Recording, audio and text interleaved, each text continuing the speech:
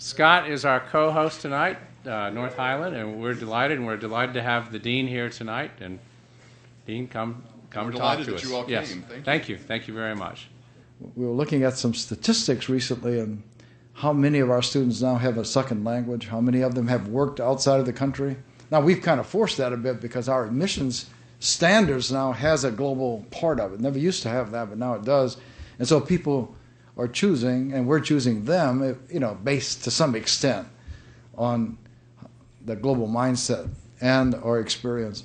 And so anyway, that globalization is so integrated now. A third of our faculty are from other countries now. I think even the international students want to come to an American experience, so we've got to blend this in a way. But the American students want to learn a lot from international students, so there is a kind of that tension. Another development is technology. And there's two examples I want to mention about technology. One is we're really making strides in getting information out to our alumni. So you're going to see a whole new generation of output from Tuck based on our faculty and our staff and our students' knowledge and things they're doing, and even the research our faculty is doing, and the courses they're teaching and the books they're writing.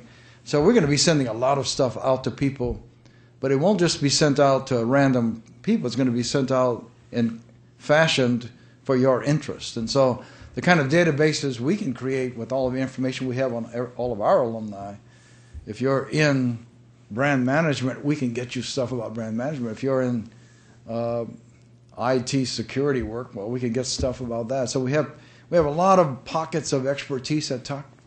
Every faculty member is a pocket of expertise. And it's so unfortunate that once a person graduates from a place like Tuck, in the past there hasn't been a lot of ways for people to keep talking, especially in expertise groups. I think that in 10 years, 20 years, there's going to be as much teaching done on a continuous basis as there is on campus itself. Our motto at Tuck is pretty simple.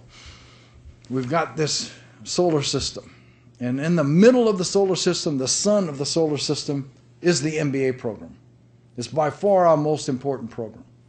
And we have these satellite programs that faculty teach in, but every faculty member who teaches in one of those also teaches in the MBA program. Every faculty member on our roster, 50 positions, teach in the MBA program. I think it's the only major business school that I know that has a rule.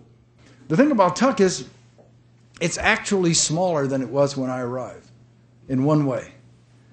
We have much smaller courses now. No school has as many small-scale courses as Tuck. Last year we had 72 one-on-ones where faculty working with one student. We had 10 research to practice seminars where faculty takes students on a deep dive in a specific area. And so the whole notion of Tuck's pedagogy in the last several years has been, how do you get the students involved much more? I don't think the students of today, 28-year-olds that come to Tuck, want to sit back and listen to a lecture.